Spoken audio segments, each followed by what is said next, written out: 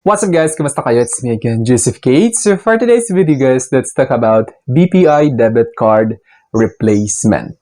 Ano-ano nga ba yung kailangan yung i-provide at saka magkano nga ba yung BPI debit card replacement fee? At saka kung ito ba ay pwede nyong gawin via BPI online or kailangan nyo ba talaga mag-visit sa branch for a BPI debit card replacement?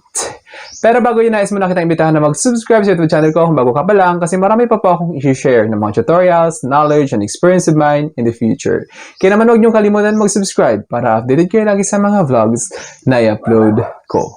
Yun lang po at sobrang maraming salamat po. So ito guys, as you can see, a BPI debit card can be replaced through the BPI online banking app or website by visiting a branch or by calling the contact center. A replacement fee of 200 pesos applies. So, ito guys, mas maganda kasi convenient siya sa part ninyo para magpa-replace ng BPI debit card. It's because it can be done via BPI online banking or website. Then, pwede rin by visiting branch. Kung may malapit na branch ng BPI sa inyo, much better to go visit your nearest branch to request for a BPI debit card replacement. Then, pwede nyo rin sila tawagin guys sa contact center nila para magpa-replace ng BPI debit card. So, ito guys, magandang balita. It's because hindi mo na kailangan pumunta sa branch of account ninyo. So, when we say branch of account, kung saan kayo nag-open ng BPI savings account ninyo, doon lang kayo magpapa-replace. Hindi ganon. Pwede siya via BPI online, pwede rin siya tawagan yung BPI customer service, at saka by visiting BPI nearest branch. Then, a replacement fee of 200 pesos applies. So, ibig sabihin, kapag nagpa-replace kayo ng BPI debit card, may 200 pesos kayong babayaran for a BPI debit card replacement fee. So, ngayon, let's talk about the steps or kung paano nga ba, ano-ano nga ba yung hakbang para magpa-replace ng BPI debit card.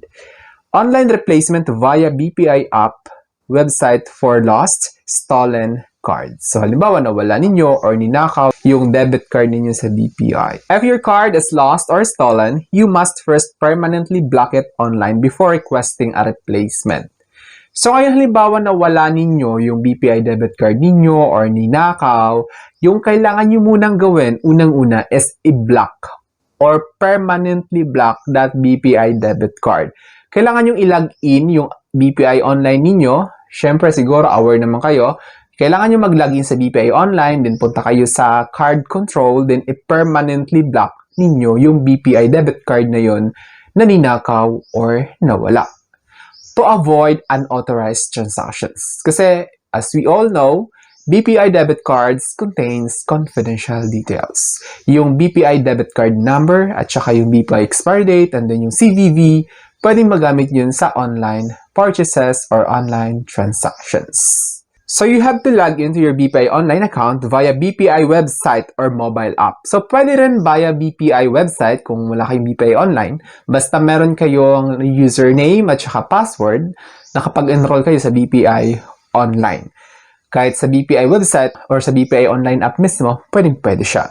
Then pangalawa is go to the More menu and select Card Control. So tulad ng sabi ko kanina, choose the debit card you wish to block and select Permanently Block. Confirm the action. So tulad ng sabi ko, kailangan mo nang i-permanently block para makapag-request kayo ng new BPI debit card. Then next is once blocked, you can proceed with the replacement request. Go back to the More menu and select Debit Card Replacement under Card Management. So, lahat ito guys is mangyayari sa BPI online. Punta kayo sa More and then hanapin ninyo yung Card Control. Then, you have to select that BPI debit card na nawala or ninakaw. I-permanently block ninyo. Kapag na-block na ninyo, pwede na kayo makapag-request ngayon ng debit card replacement. Select the account for the replacement fee, 200 pesos payment, and choose your preferred BPI pickup branch. So ngayon, i-deduct agad or kailangan nyo agad bayaran yung 200 pesos na replacement fee ni BPI debit card. Pipili kayo ngayon ng BPI savings account kung saan i-deduct yung 200 pesos. And then, pipili kayo ngayon ng nearest BPI or preferred BPI branch para hindi kayo mahirapan mag-pick up ng BPI debit card replacement ninyo. Then next is review details and enter the one-time PIN OTP to confirm.